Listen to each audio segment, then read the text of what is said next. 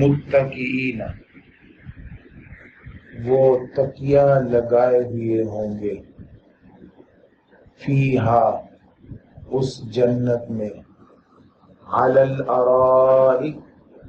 مسندوں پر۔ تکیہ لگانا، ٹیک لگانا، یہ کسی دیوار یا کسی درخت یا کسی وزنی چیز کی طرف جھک جانے کو بھی کہتے ہیں پیچھے، یا کسی نرم پلو یا تکیے کی طرف ٹیک لگا لینا۔ اسی طریقے سے اپنی کوہنی کے ساتھ ٹیک لگا لینا، یا چار زانو ہو کر بیٹھ جانا، اس کی مختلف شکلیں ہیں۔ یہ جو بیٹھنے کا انداز ہے یہ بے فکر لوگوں کا ہے، جسے کسی قسم کی کوئی فکر نہیں اور کسی قسم کا کوئی غم نہیں۔ جو غمگین لوگ ہوتے ہیں، جو فکر مند ہوتے ہیں، جنہیں ڈر ہوتا ہے، جنہیں ماضی کا غم یا مستقبل کا خوف ہوتا ہے، وہ پورے طریقے سے بیٹھتے ہی ہیں، اور جو پورے طریقے سے بیٹھتے ہیں وہ انہیں غم نہیں ہوتا، بے فکر ہو کر بیٹھتے ہیں۔ تو یہ اہل جنت کے بارے میں گویا فرمایا جا رہا ہے کہ انہیں کسی قسم کا کوئی غم نہیں ہوگا، کسی قسم کا کوئی خوف نہیں ہوگا، یہ اونچے اونچے مسندوں پر ٹیک لگا کر بیٹھیں گے۔ ارائک کے بارے میں مفسرین کا خیال ہے کہ ایک ایسی جگہ جس کے اوپر ایک مصنوعی چھت ہو، یعنی اوپر تو چھت ہے ہی ہے، جیسے دلہن کے لیے ایک جگہ بنائی جاتی ہے بیڈ کے اوپر، جس کے اوپر ایک مصنوعی چھت لگایا جاتا ہے، جس میں مختلف موتی، مختلف جھالریں اور مختلف قسم کی آرائش کا سامان، ڈیکوریشن کی جاتی ہے۔ ارائک سے مراد وہ ہے۔ تو یہ خوبصورت جگہیں ہوں گی۔ اب ہم دنیا میں بیٹھ کر اور ان مصنوعی چیزوں کو دیکھ کر یا ان عارضی چیزوں کو سمجھ کر جنت کی چیزوں کو تو نہیں سمجھ سکتے۔ بہرحال اللہ رب العزت نے ان کے اعزاز، ان کے اکرام اور ان کی حالت اور جذبات کا ذکر فرمایا۔ لا يرون فیہا شمسا، نہیں دیکھیں گے وہ اس میں سورج کو، اور شمس سے مراد گرمی بھی ہوتی ہے، دھوپ بھی ہوتی ہے، تو شدت حرارت نہیں ہوگی وہاں پر، اور سورج بھی نہیں ہوگا جنت میں، سورج بھی نہیں ہوگا۔ ولا زمہریرا، اور نہ ہی زمہریر۔ جہنم میں دو قسم کے عذاب ہوں گے، ایک عذاب ہے گرمی کا، اور سخت گرمی ہوگی، یعنی آگ اور انگارے اور اس کی تپش، اور جب کوئی جہنمی اس کا عادی ہو جائے گا اس عذاب کا، تو پھر اسے زمہریر میں بھیج دیا جائے گا۔ زمہریر ایک ٹھنڈی جگہ ہے جہاں پر برف اور ٹمپریچر بہت گرا ہوا، اتنا کہ انسان کے گوشت میں سے ایسے آواز آئے جیسے ہڈی، اتنا سخت وہ جم جائے اور اس کا گوشت اس کی ہڈیوں سے علیحدہ ہو جائے، اور وہ مانگے کہ مجھے جہنم میں ہی بھیج دے۔ یعنی اتنا سخت ٹھنڈک کا عذاب کہ دوزخی خود اپنے منہ سے کہے گا کہ مجھے جہنم، مجھے گرمی میں بھیج دے۔ یہ بھی جہنم کا حصہ ہے، لیکن وہ چاہے گا کہ یہ بہت ناقابل برداشت ہے، مجھے واپس سختی اور تپش میں بھیج دیا جائے۔ تو یہ جو جنت ہے اس میں نہ دھوپ ہوگی ایسی کہ جو انسان اس سے تنگ ہو، اور نہ ہی اتنی سردی ہوگی کہ انسان کے لیے برداشت نہ ہو، بلکہ بہار جیسا موسم، معتدل موسم، ایک درمیانہ موسم ہوگا جو جنتی کو خوشگوار محسوس ہوگا۔ تو گویا کہ جو دنیا میں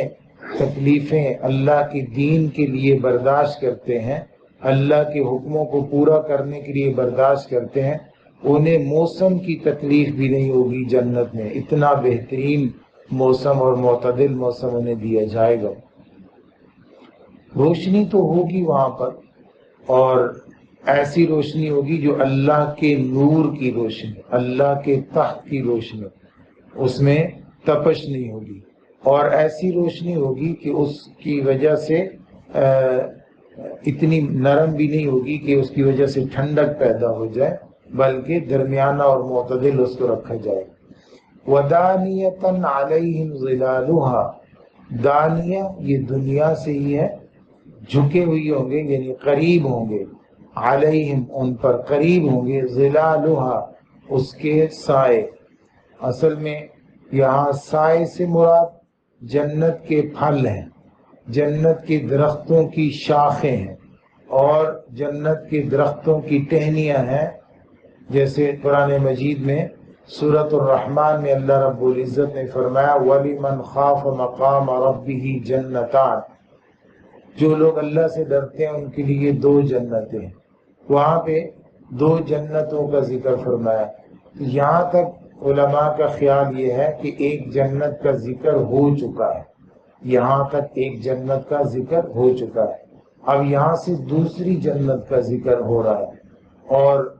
دوسری جنت کا ذکر اللہ رب العزت نے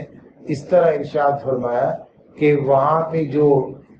اہل جنت کے باغات ہوں گے، اور ان باغات میں جو درخت ہوں گے وہ درختوں کی شاخیں بہت قریب ہوں گی اہل جنت کے، اہل جنت انہیں آسانی کے ساتھ کھا سکیں گے، اہل جنت تک وہ آسانی سے اہل جنت ان تک پہنچ سکیں گے، اور اہل جنت کی وہ پہنچ میں ہوں گے۔ وَدَانِيَةً عَلَيْهِمْ ظِلَالُهَا، سائے بھی مراد ہو سکتے ہیں کہ اس کے سائے ان کے بہت قریب ہیں، لیکن سائے سے زیادہ بہتر اس کے پھل ہیں۔ فِيهِمَا مِن كُلِّ فَاكِهَةٍ زَوْجَانِ مُتَّكِئِينَ عَلَى فُرُشٍ بَطَائِنُهَا مِنْ اسْتَبْرَقٍ وَجَنَى الْجَنَّتَيْنِ دَانٍ فِيهِنَّ قَاصِرَاتُ الطَّرْفِ لَمْ يَطْمِثْهُنَّ إِنسٌ قَبْلَهُمْ وَلَا جَانٌ كَأَنَّهُنَّ الْيَاقُوتُ وَالْمَرْجَانُ، یہ ایک جنت کا ذکر تھا۔ آگے وَمِن دُونِهِمَا جَنَّتَانِ، اس کے علاوہ بھی دو باغات ہیں، تو آگے پھر ان کی تفصیل ہے۔ تو یہاں سے دوسری جنت کا ذکر شروع فرمایا، وَدَانِيَةً عَلَيْهِمْ ظِلَالُهَا۔ یہ بعض علماء کا خیال ہے کہ وَدَانِيَةً عَلَيْهِمْ، دانیہ قریب ہوں گی ان کے شاخیں، یعنی ان کی پہنچ میں ہوں گی، جب وہ چاہیں گے کھڑے ہوں تو شاخیں بھی اوپر اٹھیں گی، جب وہ بیٹھیں گی تو شاخیں بھی ان کے قریب ہو جائیں گی، اور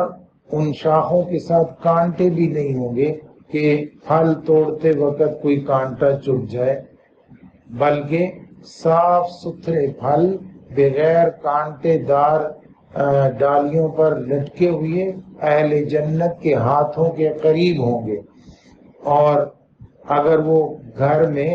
اپنے بستر پر ہوں گے تو وہاں بھی وہ بڑی صفائی کے ساتھ درخت ان کے قریب ہوں گے، اور اگر وہ باہر ہوں گے کھلے میدان میں تو وہاں بھی وہ درخت ان کے قریب ہوں گے، وہ اپنے گھر کی دوسرے یا تیسری چھت پر ہوں گے تو وہاں بھی ان کی پہنچ میں ہوں گے، یہ ہے دانیہ قریب۔ وَذُلِّلَتْ قُطُوفُهَا تَذْلِيلًا، اور ان کے پھل، ان کے پھلوں کے جو گچھے ہیں وہ سارے کے سارے ان کی طرف پورے طریقے سے جھکے ہوئے ہوں گے، مکمل طور پر ان کی پہنچ میں ہوں گے، اہل جنت انہیں پورے طریقے سے آسانی کے ساتھ حاصل کر پائیں گے۔ یہ جنت کا دوسرا حصہ یہاں سے شروع فرمایا، اور سب سے پہلے اس کے پھلوں کا، اس کے درختوں کا، اس کی شاخوں کا تذکرہ فرمایا۔ یہ دنیا کے حساب سے قیاس نہیں کرنا چاہیے، دنیا میں ساری چیزیں مصنوعی ہیں، دنیا کی ساری چیزیں عارضی ہیں، دنیا کی ساری چیزوں میں دونوں پہلو ہیں، یا فائدہ دیں گے یا نقصان دیں گے، لیکن اہل جنت کو جو نعمتیں دی جائیں گی وہ دائمی ہوں گی، اور ان کے صرف اور صرف فائدے اور مزے ہوں گے، اس کا کوئی نقصان کا پہلو نہیں ہوگا۔ اور وہ مصنوعی نہیں ہوگی بلکہ حقیقی ہوگی۔ اللہ رب العزت نے اپنی قدرت سے خود ان کو اہل جنت کے انعام کے طور پر پیدا فرمایا ہوگا۔ یہ اہل جنت کو، نیک لوگوں کو، ابرار کو اور زیادہ نیک اعمال کرنے پر ابھارنے کے لیے جنت کا ذکر فرمایا، ان نعمتوں کا ذکر فرمایا۔ اللہ رب العزت ہمیں ایمان کی اور پختگی نصیب فرما دے اور اعمال کی توفیق عطا فرمائے۔